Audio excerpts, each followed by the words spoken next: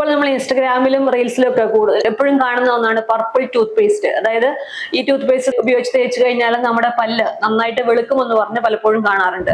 അപ്പോൾ എന്താണ് ഈ പർപ്പിൾ ടൂത്ത് പേസ്റ്റ്? ഈ പർപ്പിൾ ടൂത്ത് പേസ്റ്റ് നമ്മൾ ഉപയോഗിച്ച് കഴിഞ്ഞാൽ യഥാർത്ഥത്തിൽ നമ്മുടെ പല്ല് വെളുക്കുന്നില്ല. പക്ഷെ ഈ പർപ്പിൾ എന്ന് പറയുന്നത് നമ്മളുടെ ഒരു പല്ലിന്റെ കളറായ മഞ്ഞയായിട്ട് ഒരു കോംപ്ലിമെന്ററി ആയിട്ടുള്ള ഒരു കളറാണ് പർപ്പിൾ.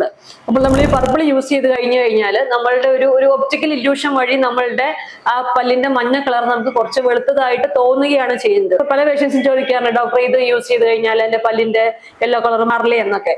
ശരിയാണ്. അതായത് നമുക്കിപ്പോ ഒരു ഫംഗ്ഷൻ ഒക്കെ പോകുമ്പോൾ വേണമെങ്കിൽ നമുക്ക് ആ ഒരു സമയത്തേക്ക് മാത്രമായിട്ട് നമുക്കത് യൂസ് ചെയ്യാനായിട്ട് സാധിക്കും. പക്ഷെ എന്നാലും അത് യൂസ് ചെയ്യുമ്പോൾ നമ്മൾ കുറച്ച് കാര്യങ്ങളൊക്കെ ശ്രദ്ധിക്കേണ്ടതുണ്ട്. കാരണം ഒരു പർപ്പിൾ കളർ ഡൈ ആണ് നമ്മൾ ഈ ഒരു പല്ലിൽ നമ്മൾ അപ്ലൈ ചെയ്യുന്നത്. അപ്പോൾ ചിലപ്പോൾ അതിൽ അടങ്ങിയിരിക്കുന്ന കണ്ടൻസ് ചില ആൾക്കാർക്കെങ്കിലും ചിലപ്പോൾ അലർജി ഉണ്ടാക്കാനുള്ള ചാൻസ് ഉണ്ട്.